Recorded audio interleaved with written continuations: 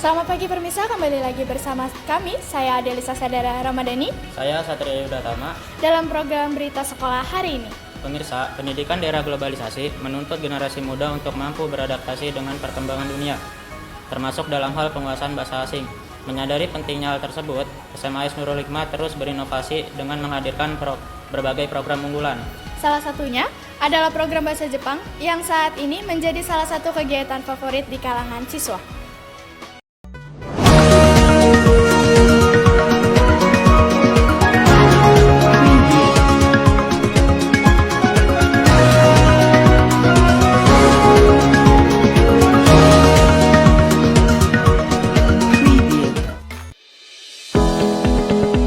Baru-baru ini, SMA Nurul Hikmah resmi meluncurkan program bahasa Jepang yang bekerja sama dengan PT Mitra Jepang.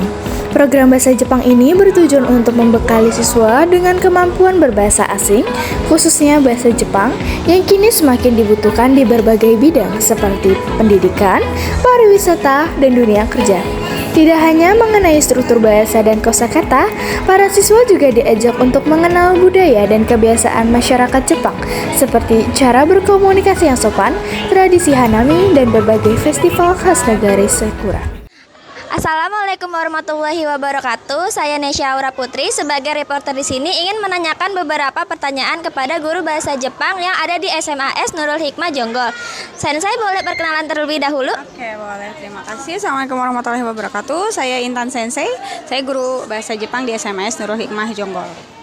Ya, baik Sensei, saya di sini ingin menanyakan beberapa pertanyaan terkait program bahasa Jepang yang ada di SMAS Nurul Hikmah Jonggol, yaitu apa tujuan utama diadakannya program bahasa Jepang di sekolah ini?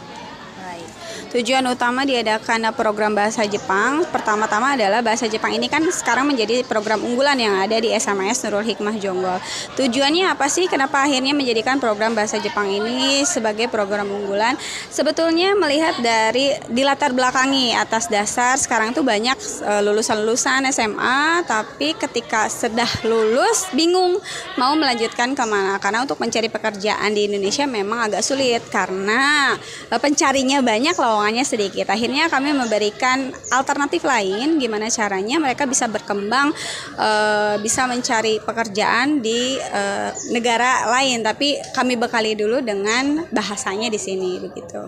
Oke, terima kasih. Saya pertanyaan yang selanjutnya yaitu sejak kapan program bahasa Jepang mulai diterapkan di sekolah ini? Sudah 3 tahun program bahasa Jepang ini ada di SMAS Nurul Hikmah Jonggol, dan itu semua sudah diterapkan dari mulai kelas 10, 11, dan 12. Bahkan kami tambahkan dengan kegiatan ekstrakurikulernya yaitu 1 minggu 1 kali. Oke, terima kasih. Terus selanjutnya bagaimana metode pembelajaran yang digunakan agar siswa lebih mudah memahami bahasa Jepang?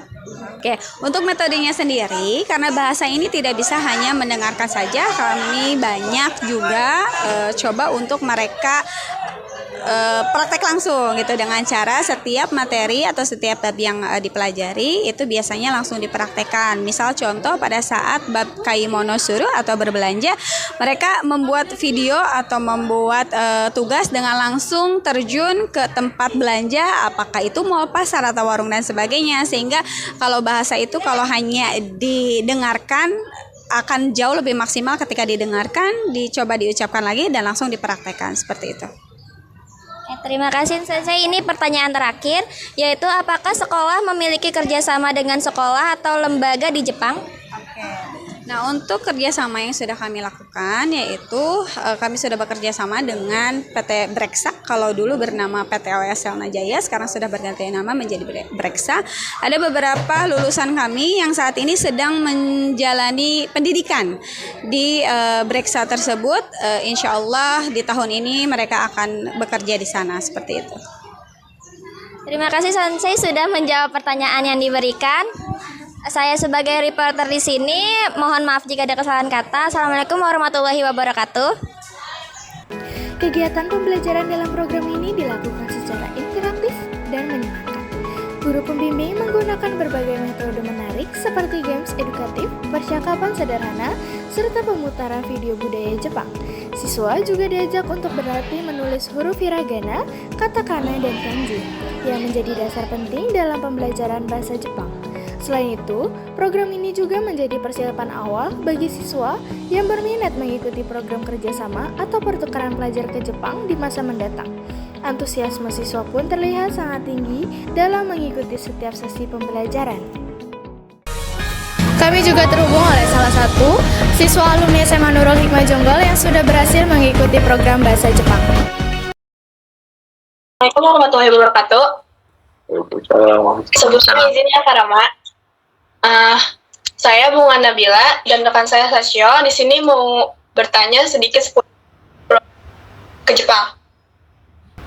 Apa yang membuat kakak tertarik buat bekerja di Jepang pada awalnya?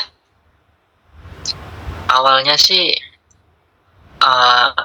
emang tujuan pertama sih untuk kerja di Jepang ya. Soalnya kan di sini kan karena umur masih muda juga, buat lebih mencari wawasan aja sih di Jepang, sama tertarik wisata-wisata di sini.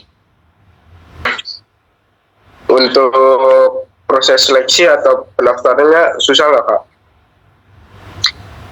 Karena saya lewat jalur IM Japan, jadi bisa dibilang susah dan ketat juga. Soalnya kan di IM Japan dari segi fisik itu benar-benar diperhatiin gitu loh. Nggak boleh ada minus sedikit pun diibaratkan dari hasil MCU dan lain sebagainya. Untuk syarat yang harus dipenuhi pas pendaftaran gimana tuh Kak? Syarat-syaratnya yaitu sehat jasmani rohani, terus kayak ada ini juga sih, fisik kayak lari 3 kilo sekitar 15 menit kayaknya. Tapi sekarang aturan sekarang tuh udah dikurangi. Terus dari segi bahasa juga ada tes bahasanya juga.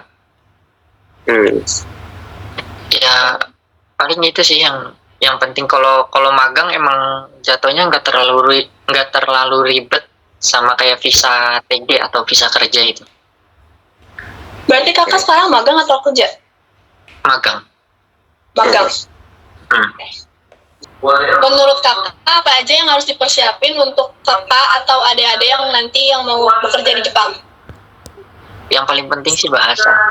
Karena di sini kan bahasanya jelas beda kan ya, bukan bahasa dari lahir gitu.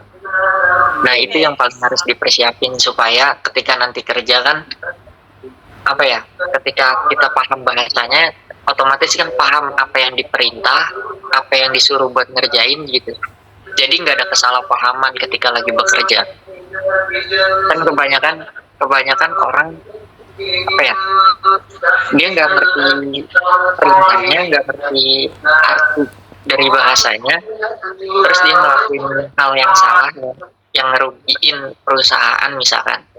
Habis itu dia kena marah dan segala macem. Tapi kan si anak itu mikirnya kan jadi nggak ngerasa salah gitu, karena dia nggak ngerti perhitungannya apa, tapi dia kekeh nggak ngerasa salah. Kebanyakan sih yang jadi masalah di sini tuh bahasa. Jadi paling penting itu bahasa. Paling penting bahasa ya Kak? Terus